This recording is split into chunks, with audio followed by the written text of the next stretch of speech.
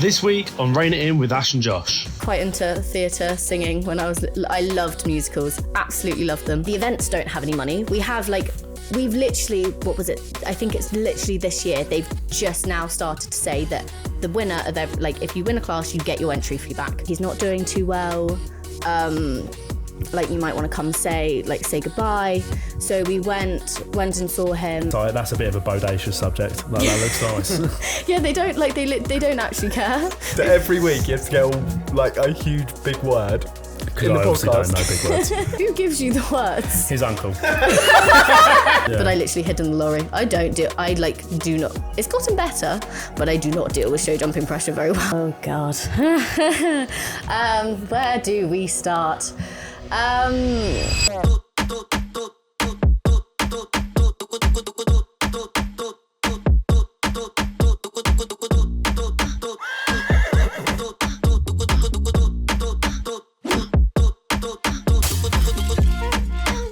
You're listening to Rein It In with Ash and Josh.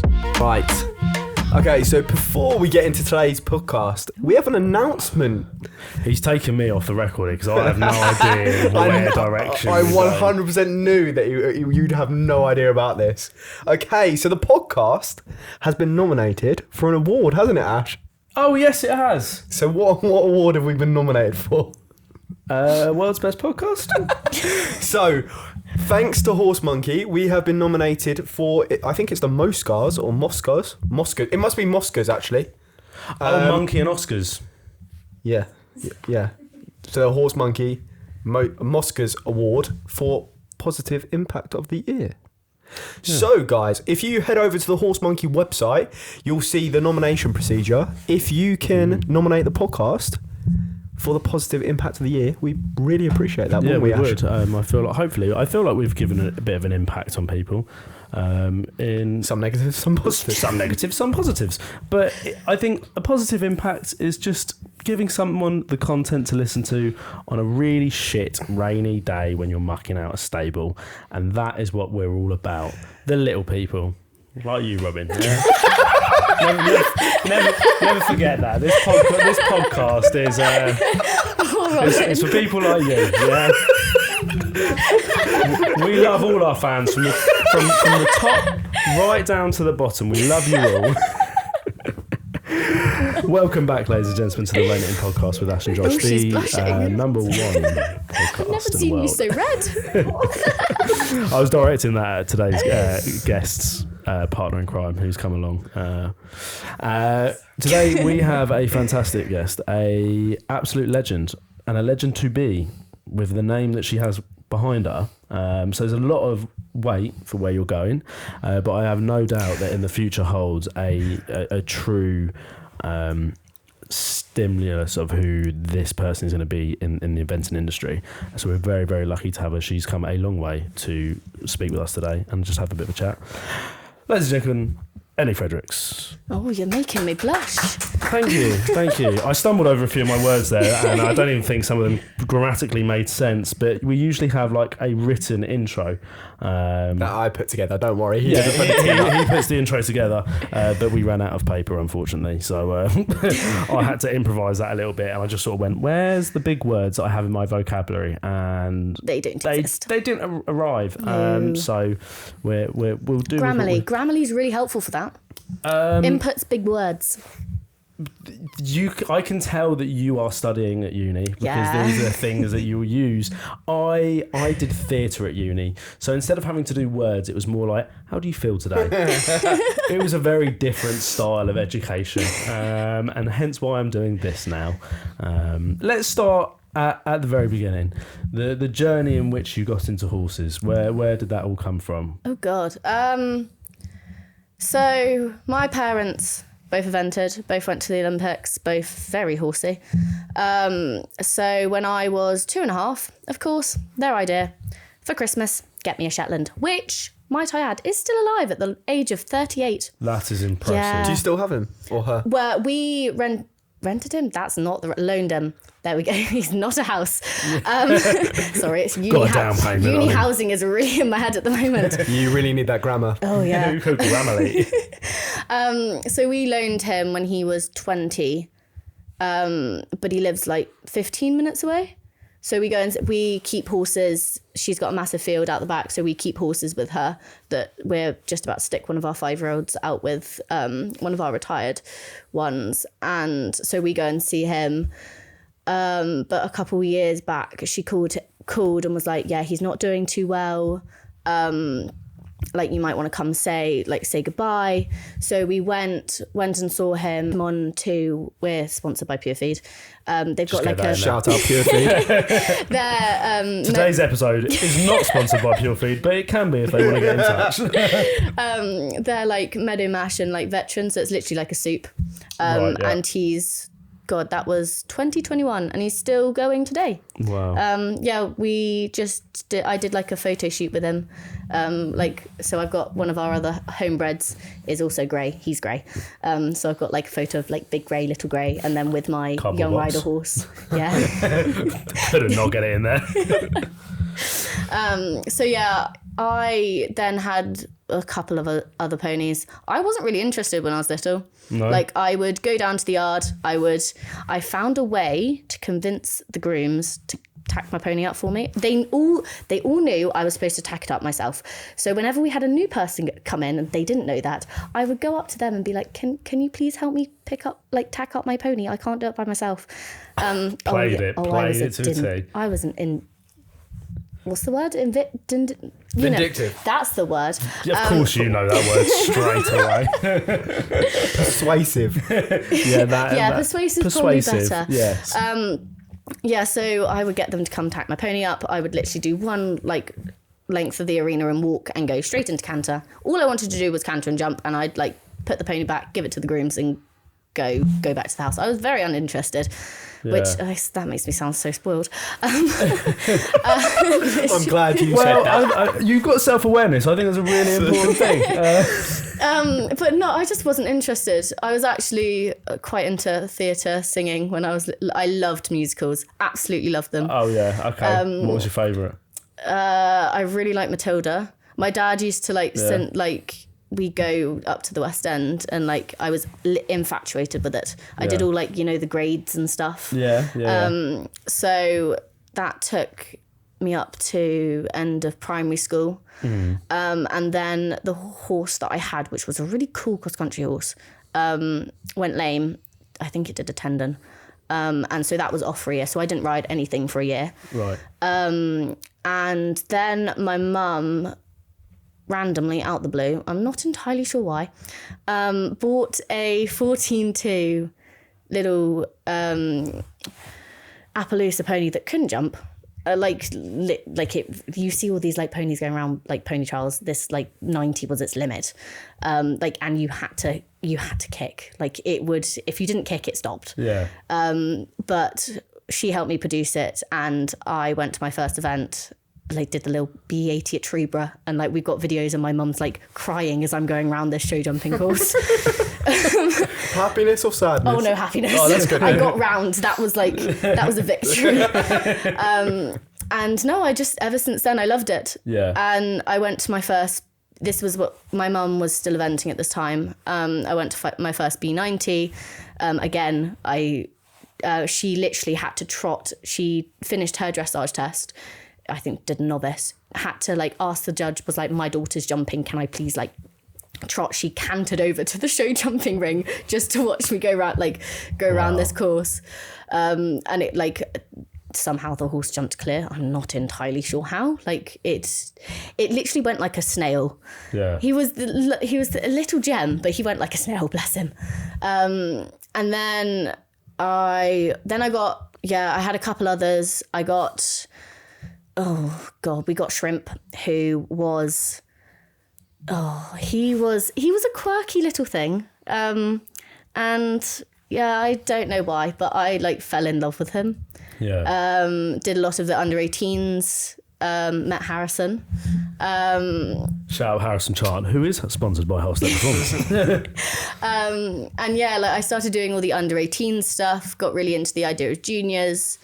Obviously had COVID, so didn't do juniors, and then got really into the idea of young riders, and well, here we are. Here you are. Yeah, had a couple other horses on the way, but Yeah, basically. And so there was that turning for you where you went, okay, this is what I want to do. Was it a bit of a big decision for you in that thought process? Because for me, when I knew that I trained as an actor for like 10 plus years, and it got to a point when I was like 21, and it was one of those things I've been thinking about for a little bit, and then there is that moment where you go, yeah, no, this isn't for me, and you go in the other direction. Was that a bit of a decision for you? Kind of. It's been a very gradual decision. I did it, like, I evented through secondary school.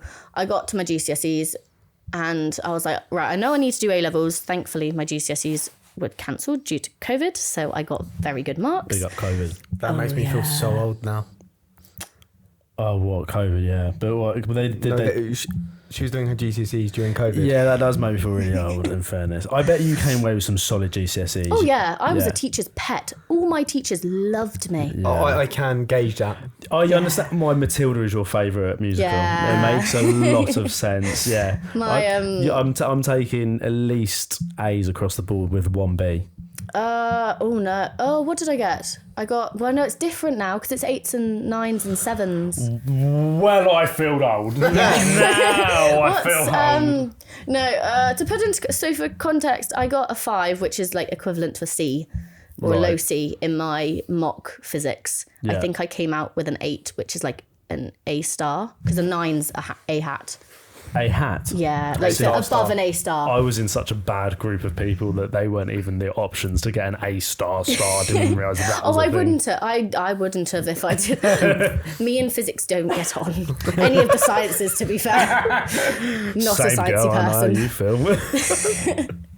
I say that I did all essay subjects for A-level and I can't write. No. Hence Grammarly. That makes a lot of sense. So what are you currently studying at university then? Philosophy.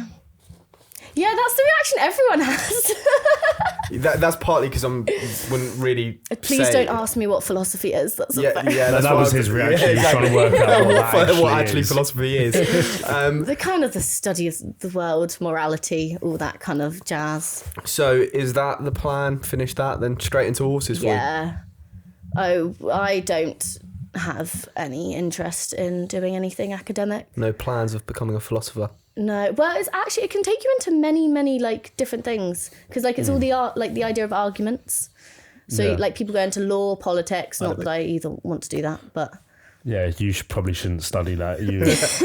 Sophie's looking at you going, please don't ever fucking think about doing it on an online philosophy course. That'd be dreadful. But it's one of those things. Where do you think the skills can be cross transferable? Everywhere. Like they say, it's one of like there's so many people that do politics and philosophy. They do law and philosophy. You can go into any sort of anything that has a question of ethics or what is morally correct, which basically everything in the world does. You can go into it. Now it comes up with the question of morality when we said earlier, and you're like, oh, don't get me started. I've literally just want to be doing the whole like last week. Yeah, right. It's been over-argued. So we technically, in the context of, we weren't saying on camera, but we did the morally right thing, didn't we? Yeah, of course. 100%. See, we are good people. What can we say? Positive impact of the year. 100%. And how long you got left of that? I'm in my first year, so I'm an old fresher. You're an old fresher. Yeah, I do. I was to speak about like talking young. I feel so old. Yeah, you don't. I'm surrounded like. This sounds really weird, but for one of our socials, we had like. So I'm part of the Equestrian Society at uni. I do like bucks, which is like the university teams. Yeah. It's very entertaining. You're like kicking like cobs from like 13-2 cobs round 80 centimetre courses that you've never sat on before. But yeah, we did a social with golf and we did rugby this week, and both times I have been duct taped to a guy. And wow. That doesn't sound morally ethical. But the one of the golf guys, because they do it for the freshers. Yeah. And I was like duct taped to a freshly 18-year-old, and I was like, "You are so young. Like you're like literally straight out of school. I feel really old."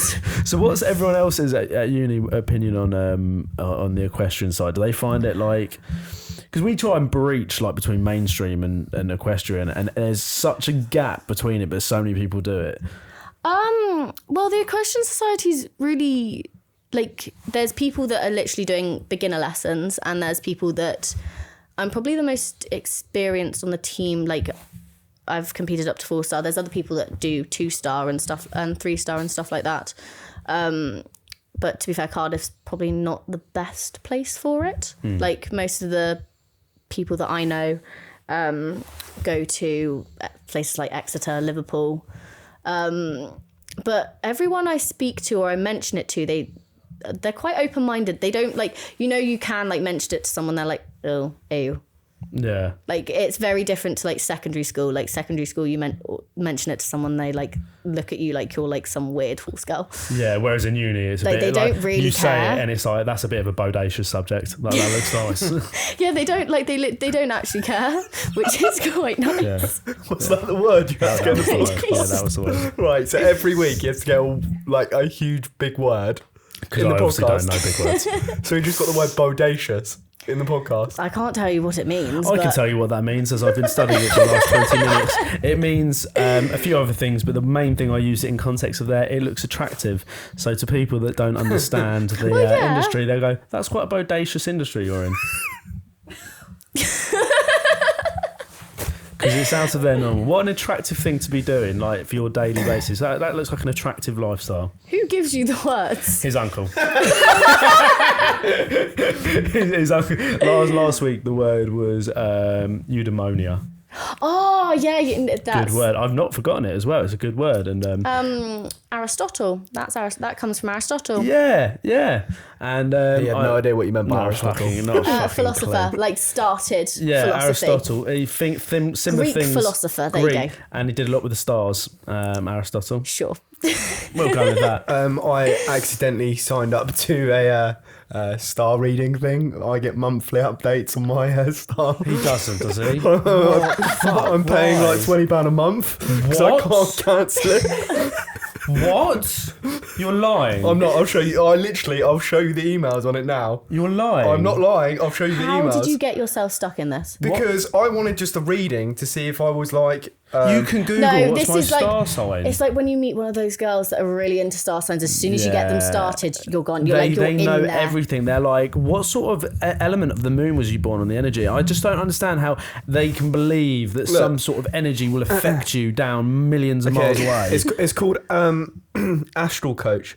Are you ready for the new year? If you have fears about the future, don't worry. I'll accompany you on your journey to make your life beautiful. I'd like you to find true happiness in 2023. This is why I thoroughly examined which planetary movements will influence you this year by using my expertise in astrology. By consulting the interpretation I've specially prepared for you, you may discover what challenges you'll face this year and shape your life. I would take that £20 and spend it on reading lessons because that is a waste of time for you. Did he pass that through you before he was going to put I that didn't know. subscription? I paid like 99p and I thought I was just going to get one reading, but they conned me because now I'm subscribed to like this monthly thing. Someone tried to book a Zoom call with me.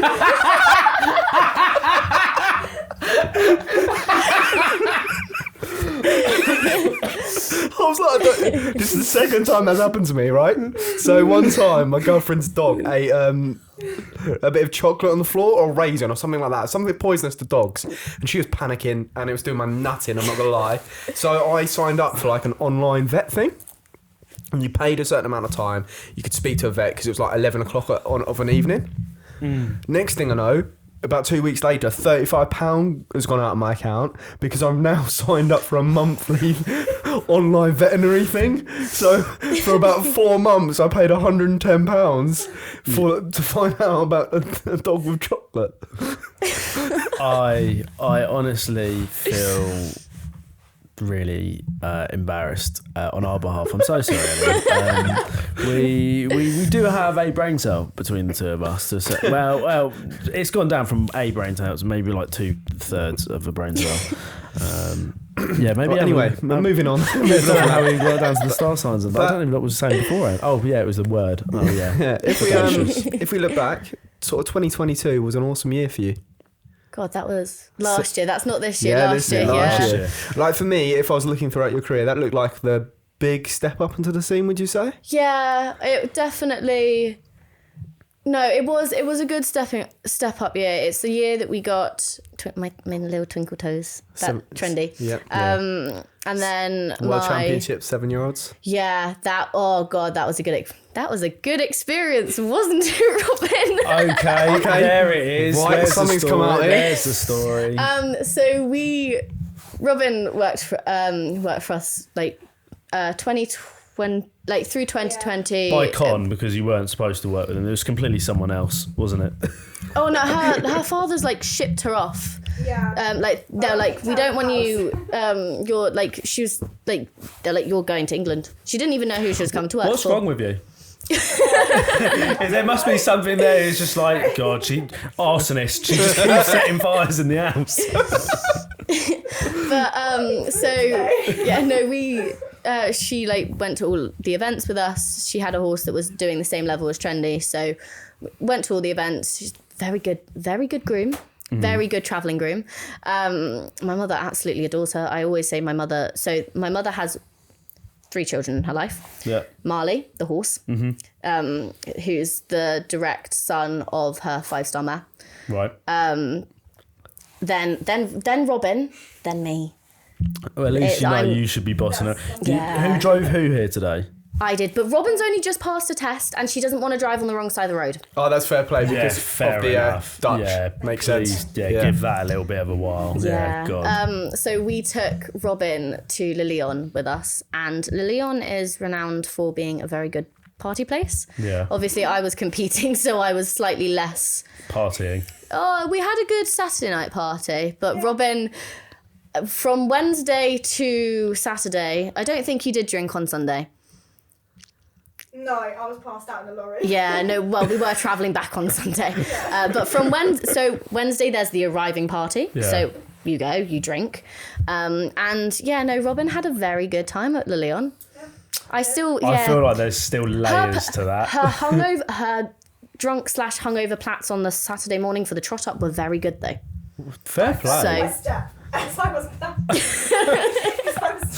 Just somehow trying to get them together. Like, I don't quite know if that looks all right. But although they were up to my mother's standards. That is impressive. That makes sense why she's number 2 and you're number 3. Oh, yeah, but Robin, my mother, maybe she doesn't need to. Mother, just if you're listening, just cut this bit out. My mother can. Robin can plat better than my mother. Damn straight, but Robin can do can actually plat the forelock. My mum can't. I can plat. It's just like a French braid, isn't it? Mm-hmm. Yeah, I can do that. 100%. Easy. It's not that big of a deal. We'll get him to plat Timmy's tail. Yeah. That'll be fun. That sounds kind of like a bit inappropriate. He's our little pony stallion. Well, kind of pony stallion. He is lovely, but he's very ponyish. Right, So his dad's 12'2", his mum's 15'3", 16 hands. He is lovely. Like, oh my God, does it jump? We literally just jumped it around a 140 track today. But like it jumps, but it is a little shit. Well, the next time you come down, you can bring Timmy with you. And I don't know why that sounds funny. Yeah, I know why it sounds funny. Yeah. The character out of South Park. Yeah, the character out of South Park. That's why it sounds funny. Oh, one of the our liveries always, every time she comes around, she does, Timmy!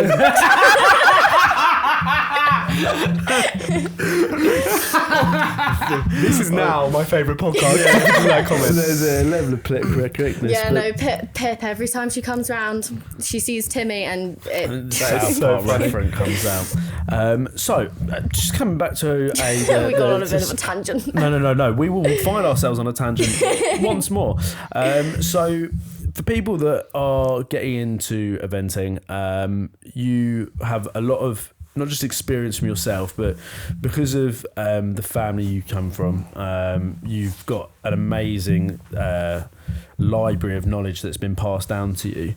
What is some of the obstacles you have had with the industry? Oh God. Can you rephrase the question? I can. I feel like this is countdown. I can. A continent? No worries. Let's start simple. So, any horses that you've been producing, and someone wants to get into producing horses for the eventing industry, what are So settle yourself, girl. Calm down. Calm down. Comfy? You good? Yeah, I'm good. Yeah.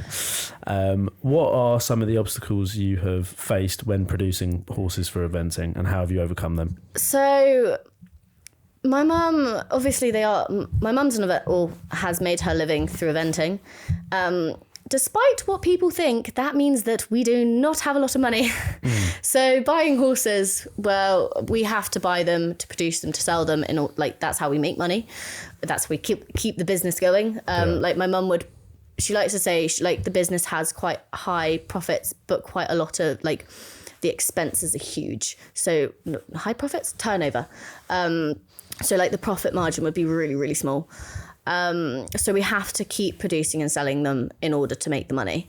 But when we produce and sell them, we're getting horses, finding horses for less, $5,000, less than $5,000. And the cheaper that we can get them, the better. My mum used to go over to Ireland, pick up a couple, literally out the field.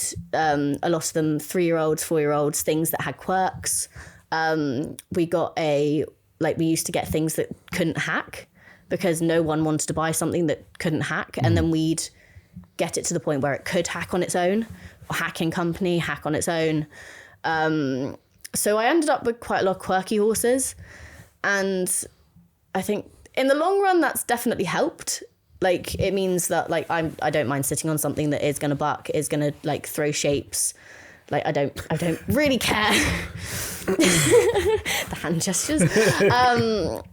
But I've never really sat on anything that has been produced up until, really recently. But everyone has the perception that I just have these horses. I have really nice horses that we go all over the world. We just have a lot of money and we can do it. Yeah. There isn't really the idea that they don't really see all the hard work behind it. And my mother, she works her ass off all the time.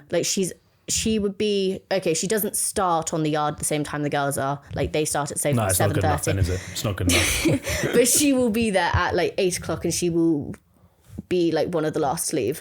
Yeah, it's one of those things that we see quite a common theme of riders talking about is the perception that people have that aren't on those yards. They see the accolades, they see the social media, and they automatically assume, well, there's loads of money that comes with it. There is in certain elements, but it isn't. It's never as it seems. No. And I think for some of the feedback we've had from listeners is how much it's opened their eyes to the financial side of the industry, because I think a lot of people could quite easily get beaten down with their progression or the financial. If you're into horses, 9 times out of 10 you're broke because you put everything into. There's no money in the sport. No, but you also give the horse more money than what you give yourself. So it's almost refreshing for people to hear that actually they aren't miles apart in that sense. It is slightly different, but there's. The people in this sport don't have any. We don't have any money. The events don't have any money. We have we've literally, what was it? I think it's literally this year. They've just now started to say that the winner of if you win a class, you get your entry fee back. That doesn't mean you get your start fee or all the costs to get there, but you get your entry fee back. So my mum's boyfriend, Dr. Dick, isn't amazing. Mate. Shout out Dr. Dick. He's not horsey at all. Doesn't really like them, and we have the conversation especially throughout the event season when we come back, and obviously he comes to some the really big events, so he knows and my mum discussed how much it costs to go to them, because going out to France, to Lyon, is expensive. Going out to Italy was oh my God, that was so expensive. Really? Yeah, you'd think you get selected for a team, you'd think, and they did we raised they fundraised money to help with some of the costs, but you still have to pay a decent amount of money to go. And but the prize money is nowhere near where it should be. We don't have anything that you actually earn a decent amount of money unless you're Ollie Townend, you're going and winning Badminton Burley in Kentucky, or frequently going out and winning a 4-star. Is eventing, in terms of like the disciplines, and it's more from my ignorance of it, would you say is it the end of the spectrum of where the money comes down to? Because I would personally say show jumping probably gets the most. Yeah.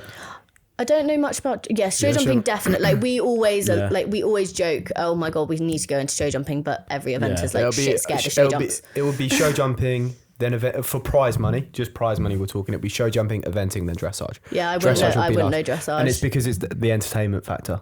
That is it's solely down to the entertainment factor. See, I feel like now dressage is starting to get more recognition. Whether that's a good or a bad thing. Yeah, again, well, unfortunately, there was a documentary that's just gone out on the Helgestrand, which is never good with the horse welfare. No. But explain that.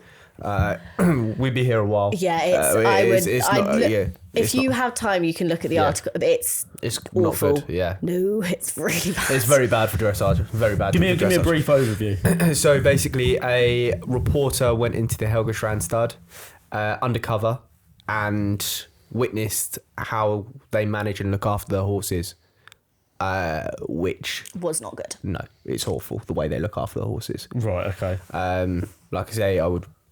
So they've done a documentary on that. Yeah, it basically exposed what goes on there, and it unfortunately it is the Helgestrand have been put out there. Their names come out before it went out. They released a statement saying they've going to look into things and do things differently.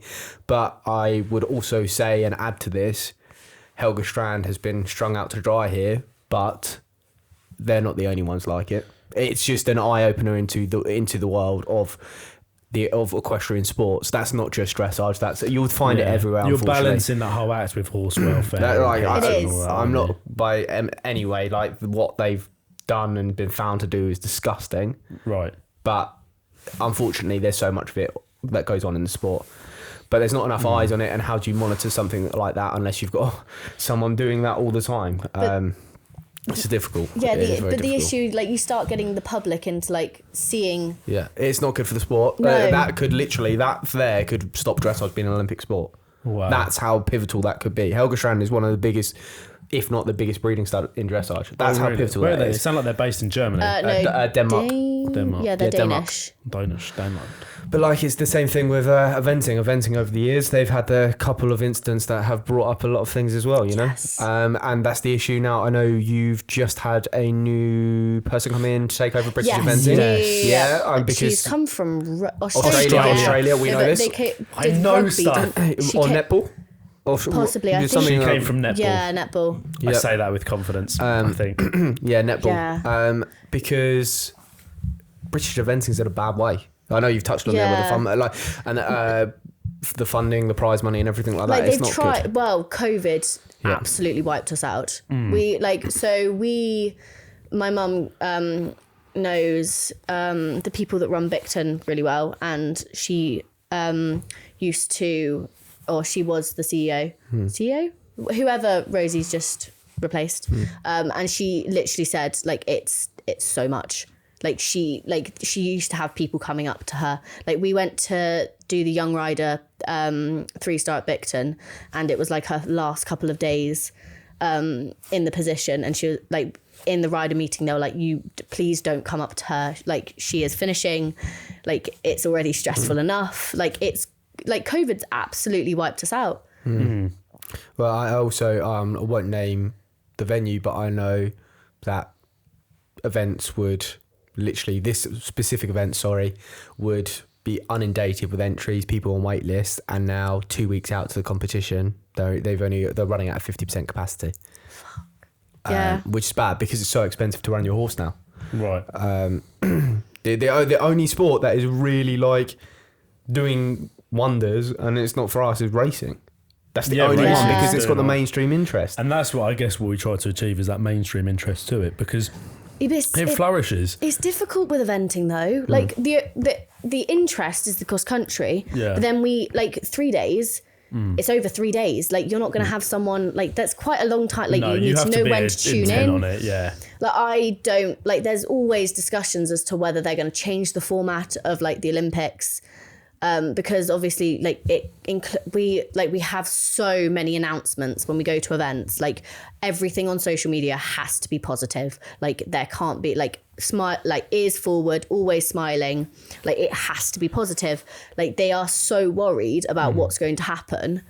But I think that's also probably the sponsors that are keeping it alive, trying to tick over a certain image, which is, I think... It's a criteria, it's a tick box they've got to do. Brands are just too scared to let people say what they think and feel. And Right, Ellie isn't sort of responding to that. She's more talking about when they're riding. Right, okay. This isn't down to personalities off camera, because we do believe riders should have more personalities, because we do believe like Conor McGregor, Tyson Fury, if you look at people like that, they attract so much When you look interest. at the F1, it makes sense. Like you look at Piggy March, she's done wonders with her Piggy TV. Like she's just doing, and that's why all like you get all the like vloggers like Meg Elphick. Yeah. They get so much interest because they show so much personality, and 100%. they show all the behind the scenes, and people love it. Yeah. Like realistically, like we touched on this, and actually we got a comment about this on the latest podcast episode that's just gone out with Yasmin. We were comparing how similar the equestrian sports, either any of the disciplines, are to Formula One, and how much inspiration Formula One could be taken into like eventing. The way that it could be done, the behind the scenes nature that you could do would be incredible. Could it not be, is my ignorance again, could it not be done in a day? No. Eventing. Yeah. Well, It does. No, we do, because we have one day events. But like the the big top events, level, not a chance. it would change the whole. I feel like it would change the whole atmosphere of the actual event. Like, so take badminton. God, I think they had over like 200,000 people just on cross country day. yeah. At this, like, if you count all the people that come in for dressage and come in for show jumping, I don't know if they'd be able to do, like. But that's good. But then, I think it's that exclusivity. yeah, People but then want you it. have the cross country takes so long in a day. Like the only reason people can, like, we do it in, so like when we have one days, they have, it's over, like you have like certain classes on one day, certain class, like show jumping. I feel like as much as it could help with like audience, like, I feel like it would ruin like the whole like excitement of like going away to a 3 days. You get to stay over, you get like, you have the Saturday night party, show jumping on like the day after is like everyone's really anxious because it's like no event to like show jumping. But do you think that could be the sacrifice that riders would need to make for their comfort and enjoyment to keep the preservation of the sport alive? See, so back when my mum was eventing, they did this thing called express eventing, which was so like arena eventing. So they did a dressage test to music, all in a day.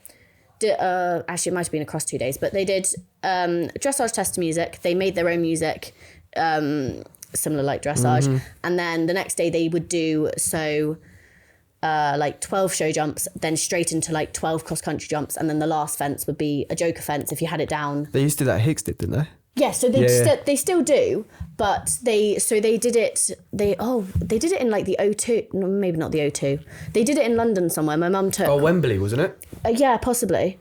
My mum took her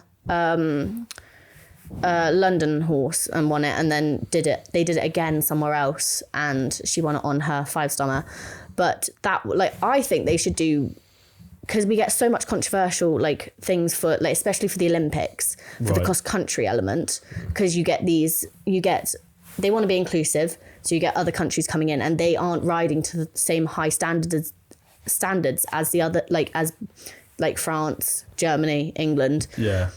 And I feel like something like that, like people probably disagree with me, but something like that, like having that at the Olympics, or like maybe not at the Europeans, because not many people tune in as much to a Europeans, but something that is so streamed like the Olympics might be more like someone can flick it on and actually understand what's happening. Yeah. It's almost about that digestibility, isn't it? And understanding. You almost got need to simplify it. Yeah, like simplify it, like kind of get them interested, and then be like, oh, well, if you're interested in this is it a little bit more complicated. Yeah. And like work, like kind of like. More of a funnel system for it, really. Yeah. It's difficult though, isn't it? Because if you look at like the biggest thing in equestrian sports is the Olympics.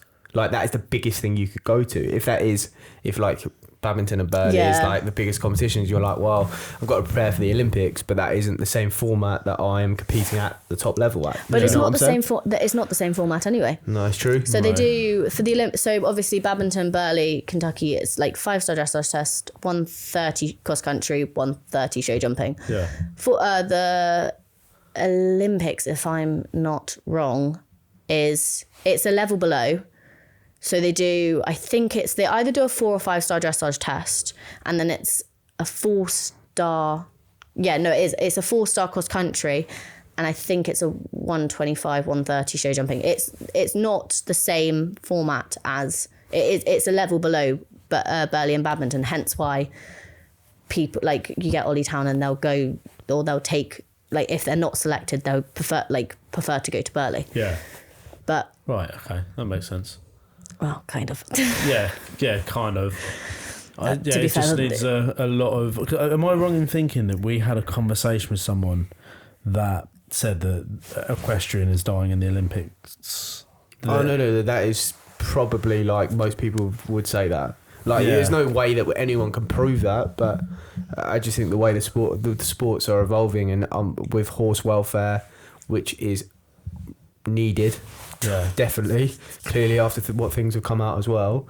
But social media, the brilliant side of it, and also the negative side of it, is how much attention the equestrian industry can get for all the sort of mistreatment of horses, unfortunately. So the new head of BE, I can't remember her name. Can you? Rosie something. No, that Rosie Tapner. Tapner. She came on this podcast. Yeah, Yeah. Big up, Rosie. she's Rosie someone. You're. No, I was going to go for. Do you want to Google it? Go on, I Google can it. Google it, yeah. We used to, in our old studio, we used to have a TV above, and we used to have our mates, they'd literally Jamie it from Joe Rogan style, and as we were talking, they'd just ping things up, and it was amazing until we realised it was really distracting, because halfway through we'd then just start Looking. talking all the Well, time. if you like. Rosie Williams. Oh, there you go. Rosie Williams. Will we write about the netball? Oh, that's a good point, actually. She did come from a completely different background from sport. You are right. I am going to have to take my jacket I off. thought you might get a little Yeah, bit warm. it would happen does. eventually, but It's all the studio lights. It's okay. You're next to Josh. He smells worse. Thanks. The question following that I was going to ask is, what has the impact is the wrong word. What is her... There we go. Good? Settled? I think so. Comfy. I'm close enough As to long the as mic, you're comfy. aren't I? As long as you're comfy. Am I close enough to the mic? You Yeah, were that's right. fine. It was the Rugby World Cup. Oh! It was. Ha! What's the reception been like about her entering that position for eventing? Good, I think. I don't think... Well, to be fair, people my age haven't really spoken about it. Maybe the mic needs to come a little bit closer. Just a Wait, tiny I'll bit. go lefty loose. There we go. Oh, it's really comfy there. You use one of the pillows if you want. Sit it. Yeah, pillow it.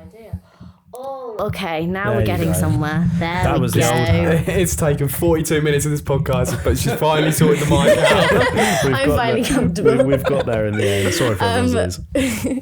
Wait. Okay, yeah, Good. now I'm very happy. Now we're good. But so Daryl Scaife, who's like the youth, he basically came with us to Young Riders, managed us as well because we're children. We need Because you managing. did the Europeans to this year. Yes. And so, Oh, we'll expand on that after, but yeah. Yeah, so we had a conversation with him, or my mother did, and he was like absolutely loved her. She like thinking, yeah, like really good for the sport. Hopefully, like we're going to be moving, like she's making good changes, going to be moving in the right direction. So hopefully it's going to go Yeah. only way is up is what Do I'm you know hoping. what? It might be worth reaching out to BE and see if she'd like to come on and talk about what their plan is. 100%, yeah. We can get in touch, we can drop an email and see what happens. Well, see, without this conversation, we wouldn't have had that brain thought there. Look at that. But, so was this your first Europeans that you've done this year? Yes. Tell us a little bit about it. Oh God. Where do we start? It was not how I expected it in many, many ways. No, it was a good experience. It was a very good learning curve. For context, I did not make it round the cross country. Okay. So my horse jumped going really well. I wasn't riding particularly forward, but that's fine. Going really well. Did a very good, did our best dressage test at that level. I think we were lying in 5th. The team was in 1st after dressage. And I got about 3/4 of the way round and I jumped a single fence and she just didn't feel right. No. So I was part of the team. I canted for a little bit, thought I was well, she hasn't done anything, I haven't hit a fence, haven't done anything stupid. So I was maybe she's lost a shoe. I had a good maybe 500 meters till the next fence. So I canted a little bit, trotted, walked, picked up trot again. She was better, but not perfect. And I was well, as much as I want to get home for the team, I can't. I'm not risking my horse. I'm not putting her through that. So I walked her back. I retired. We got back, obviously put her away, scanned her leg, and there was nothing there. We couldn't see anything. Her leg was at this point quite big. They then obviously went out, supported the rest of our team. So one of the girls had a 20. One of them went clear with a couple time. I obviously retired. And one of the guys, bless his heart, he jumped the wrong last fence. So jumped the 2-star fence instead of the 3-star fence. That's not ideal, is it? No. That's cakes. 100% that's cakes. So we were both kind of on the same level. We were not happy. And then, to be fair, the show jumping caused absolute chaos the next day. One of the individuals, I think she finished 5th. But yeah, we got started traveling on the way home. They bandaged her leg up just as a precaution. They were it's quite swollen. We'll scan it. We might not be able to see everything. Halfway on the way back, so they had 3 days of traveling. We flew back. One of the guys. So all of our stuff went with the horses, at 6 a.m. in the morning. One of the guys packed his passport with the stuff for the horses. So he didn't come with us on the flight. He had to go meet the horses, grab his passport. Bless his little heart. But yeah. Was that the same one that jumped the last fence? No, okay. this was... I was going to say he had a bad week, didn't he? To be fair, bad so week. we're family friends. His dad, Bill Levitt, used to do all the teams with my mum and dad. Yep. So they were really good family friends. He's actually out. He's going to go... I think he's visiting my dad for 3 months. Gonna go just ride horses for a bit. Oh, awesome. Do what I did last year, essentially. Man. But yeah, he got the piss taken out of him for that one. Yeah. But yeah, no, so horses travelled back. They got to France and they were getting to France and we got a call being Trendy's temperature's spiked. She's showing signs of colic. We're going to have to start lunging her. Because obviously they were walking her, but they didn't want to do too much because of her leg. And then we were obviously this is not great considering she's we're not happy with her leg, but they have to do something. The vet and we had a groom, they were brilliant. She got a bit better. They got to France and they were we'll see how she is over the night. We'll keep taking her temperature. And we'll see, because the last leg was the longest. And her temperature went up to 39, I think, which, for a horse, high. That's not good. That's not good. So Parkers were brilliant, who were the company that we travelled with. They got another lorry and she got shipped to a hospital in Paris. Bearing in mind, so this was the week leading up to me going to university. Wow. So this was on the Wednesday. I was supposed to leave for university. Well, to be fair, I did. I left for university on the Saturday. We then made the impromptu decision to drive to France and go see my horse, because we were we do not know how this is going to end. Yeah. So me and my mother took and met her other part owner over in France. Saw our horse. She got better. She was fine, and I toddled off to uni. And then she 5 days later came home. Right. So she was home. Our vet scanned her leg again when she got home, and couldn't see anything other than there was like a hematoma between the tendon and the skin. Okay. Right. Okay. We have no idea how it happened. The only explanation is that there's some sort of trauma, but we have no idea what from. So people ask me like, how is she, like, what happened? We're like, we don't know.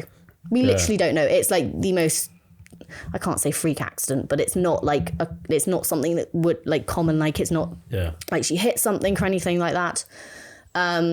So we then did I think she did 2 weeks walking. We brought her back slowly into work because our vet was like, well, I just want to make sure if you bring her back into work, nothing's wrong. So yeah, did that, scanned her again. I even jumped her, like only tiny, like did bounces and stuff. Nothing was there, perfectly fine. The swelling's going down. She's now on her winter holiday. So lovely for her. The ending is good. Good news in there. There was moments that I was like, is this going to end bad? I was very invested in the story. I was like, this is going to end bad, isn't it? This isn't going to be a Thankfully, the ending was good. She's fine.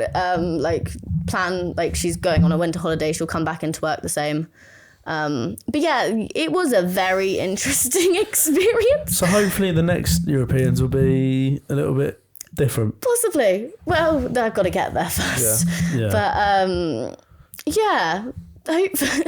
Hopefully it. To be fair, I had fun. Like, they were really great people. Again, it was just quite nice to have it like championship experience. Yeah. I mean, the juniors did really well. I think they got team silver and I think they came third and fourth or fourth and fifth. No, I think Izzy got another medal. She must have come third. Izzy Cook, she does like. That's Harrison's girlfriend. Yes, yeah. Thank God they're still. I was thinking that, and I was like, please be together. As you said, I was like, please still be together. As far as I'm aware, yes. How was the pressure dealing with that? Because I assume that was your first major sort of. Yeah. And teams as well. First time done teams? Yeah. Well, I did want to do juniors, but obviously COVID. And then I didn't have anything for last year. I did like under 18s, but that's not actually, I say that I was in the lead at the under 18. I'm still there. I was on the chestnut shrimp, who was quirky and the love of my life. Yeah. Somehow managed to do, actually was fairly good at dressage and went clear cross country. In the lead show jumping, had the first fence down and it rolled backwards. Oh, that was impressive. Yeah, I do not deal with pressure show jumping well. No? I walked that, this was Frickley, it was a 2-star, it's not that big. It's still pretty big. Well, for me at the time, it was massive. I walked the course, halfway around the course and How had a high mental... is a 2-star? 115. I've done that. No, you haven't. Well, Without falling off? I kind of jumped it. No, you've not. You did a metre and you fell off. Why? That's nowhere near a metre 15 anyway. I landed it. I landed it. I fell off right at the other end of the school.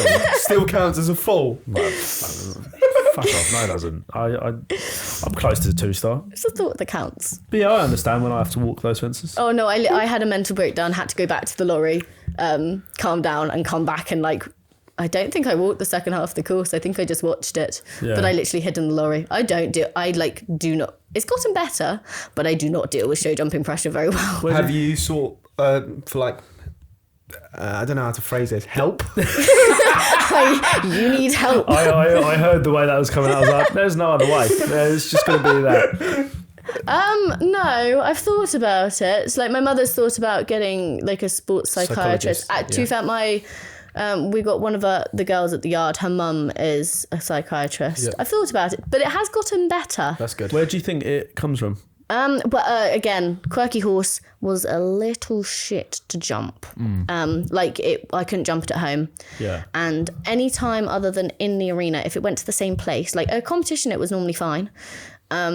It would stop. It would just run past things. I've crashed through fences. So that it just kind of wrecked my confidence a little bit. Yeah.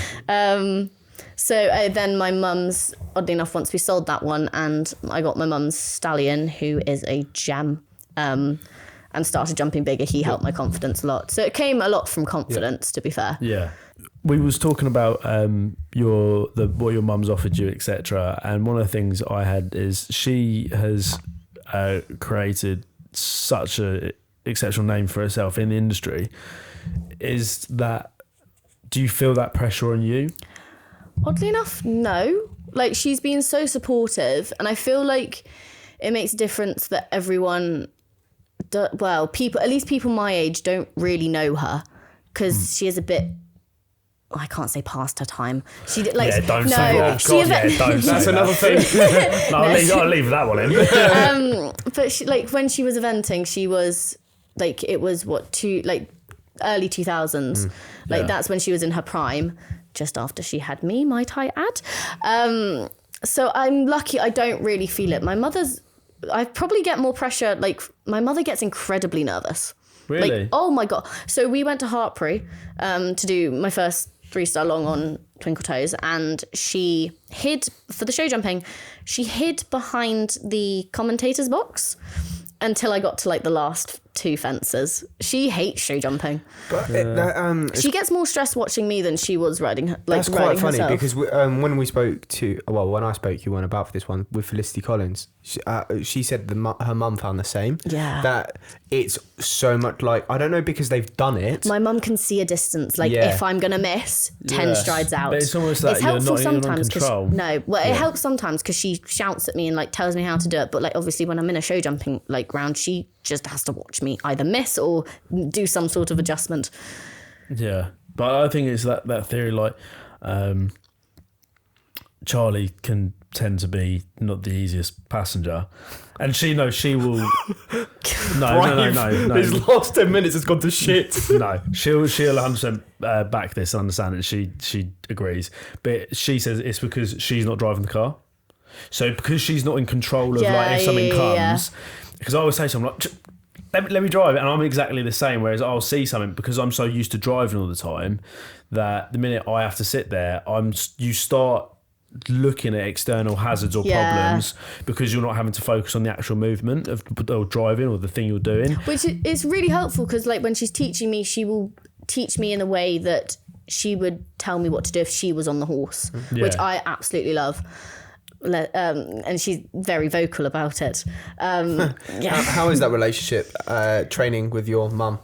It's been better since I've been at uni. Okay, that does make a lot of sense. But no, I love my mother. We just end up we just bicker a lot.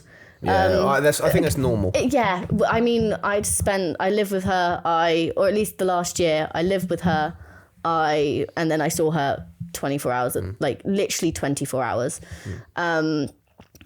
But I mean, I love her to pieces, but it gets to the point where it's like, I go to you, it's really improved our relationship going to uni, because I'm not there during the week, and then I come back on weekends, and like, she's like, oh, I love you, like you actually hug me, and I'm like, yeah, because I had time to miss you. Yeah. Have you trained with anyone else? So we had not problems, but my mother didn't really know what to do with Trendy when we first got her as like a young horse.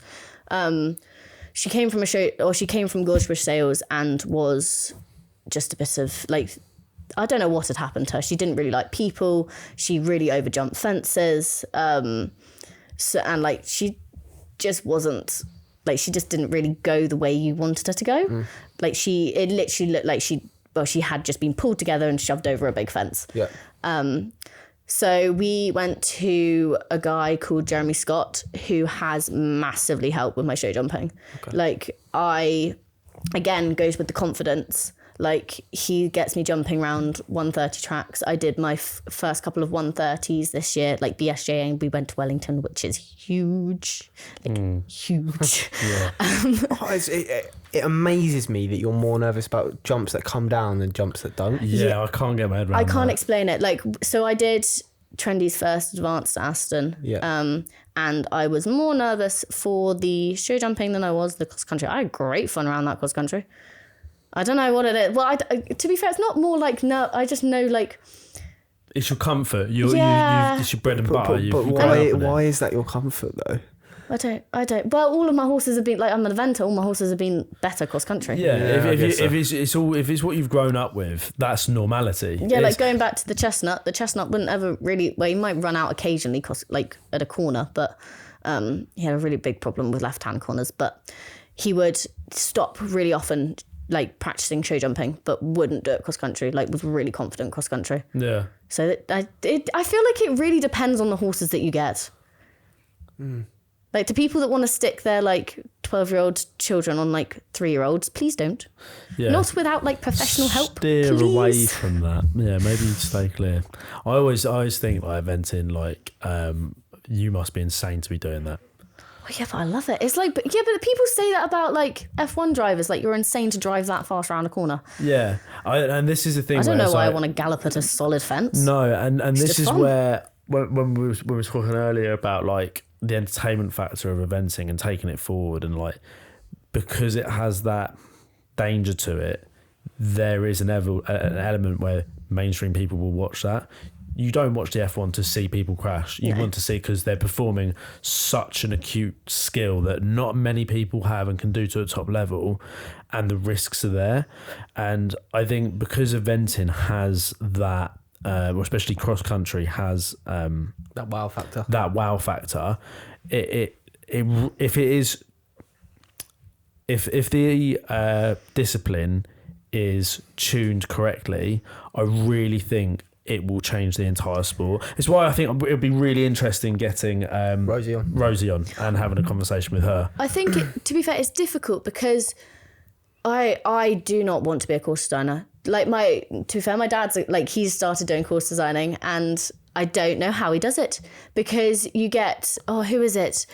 You get a course designer, and if they make a really easy track and everyone goes clear, it's not entertaining. Yeah. You've got to get the balance between, like, you don't want horse falls. You want to avoid horse falls. You want to, like, rider falls, like if they plop off the side, as long as it's not like if it's a pathetic fall, it's a pathetic fall. Like that, I think eventually they might find it funny, but it is quite entertaining. Yeah. But you want to cause problems, but you don't want to cause serious problems. Yeah. If you want, so I think, so Equestrians do the, like, logistics on events. A 5-star roughly should be about a 40% clear rate cross country. You get, when it goes up, like, above that, you've got to get the balance for entertainment. What it is you need to make it challenging enough that the people that are eventing that course can showcase their skills. But this is going back to the Olympics, and you have the aspect of, you have to make it challenging enough for the top riders like Roz Cantor, Piggy March, all of Laura Collett, like the ones that Michael Young. But you also have to not punish the riders that aren't as experienced, are coming from the less developed, like the countries where eventing isn't as common. Yeah. And still somehow make it an even playing field. Yeah, do you know what? That is actually also because that's such a huge skill to, like, actually, now you say that, I've never thought about it in that way. I don't, like, that. How on earth can you, by eye, you don't get to watch it before. No, You've got to gauge something by putting a course together and be like, yeah, this is gonna be challenging enough, but not too challenging. The amount of course designers, like, you speak to them and they are as nervous as the riders on cross country day. They're like, I do not sleep and I am not happy until that last horse has come across the finish line. Because that 2016 Olympics was a nightmare for everyone, though, wasn't it? Oh, it was so Rio. big. Yeah, Rio. It was awful. That caused so much drama for riders. Do you think that people would be interested in listening to a course designer talk? Well, I am. But to be fair, your audience might be slightly less horsey. Yeah. I don't know. We have a real mixture. Yeah. Real mixture. I find everything fascinating. I just don't know how long my conversation should be. How do you build courses? I'll put them together. Do you like doing that? Shit myself. Cool. Good chat. It could be. I don't think we have asked really any of the these. questions. But sometimes that's a good thing because it just means we don't even need to refer to that. But we've definitely got a second episode here when you Make the journey up again. What do you think about doing it? It's just nice and easy, isn't it? It's not too bad. The last bit's very wiggly. Very wiggly. She's talking about the drive, not the podcast. Oh, sorry. Well, it could be applied to the podcast. That last little bit took a bit of a turn. As you were saying that, I was like, have I missed something? I was like, I'm really, really confused. Well, just put that down to the long drive. Yeah. That's what it is. Well, thank you so much for joining us today. It's been an absolute pleasure. Thank you for having us. No, pleasure. Robin, thank you for coming down. Thank you. And Lucinda, we hope you like our attempt at a podcast. Yeah. Before we wrap up, this isn't a paid ad or sponsorship. I've not told you that. I'm going to give someone a little bit of a shout out. I just want to quickly mention a small company in the southeast called First Castle Driving, where I have gone successfully and passed my LGV Cat C this week. Boom. What does that mean? You can drive? I can 36 tons. 32. I can drive up to 32. Same. But rigid. It's hard, Yeah, isn't it? I haven't got my Arctic. No, so- I can't. I don't need an Arctic to drive horses. No, neither. I just got the rigid. Yes, But I can it's drive a lorry. I did it. It was terrifying. Never want to do it again. Really, really difficult. She's really taken that away from you. I'm not going to lie. Sorry. She's really taken that away from you. Right. I held you in such high esteem for doing that. And the fact that Ellie's just said she's done it really brought the line down, mate. First of all, you've written off 3 cars this year, so I'd Last like year. to see you try and do this. However, I want to quickly mention First Castle Driving. The reason being is they're a small family-run company, and they do a lot for the fire service. They do a lot for the ambulance. They train a lot of the ambulance crews up for their. I think they go up to like 7.5 ton. That is what they need for the ambulance driving. They do all over the southeast. So if you are thinking as horse riders, I need to get LGVs done at First Castle Driving. That is my sort of morality of a good clause. I spoke to my instructor, who was like, please give us a shout. I was like, of course, mate. Yeah. She spent 4 hours in a lorry with me. Yes, of course. But thank you for coming on.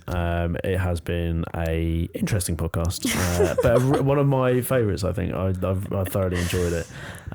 Anything to echo? No, we'll see you all next week. See you on the next one. Peace. Bye. Oh, lovely.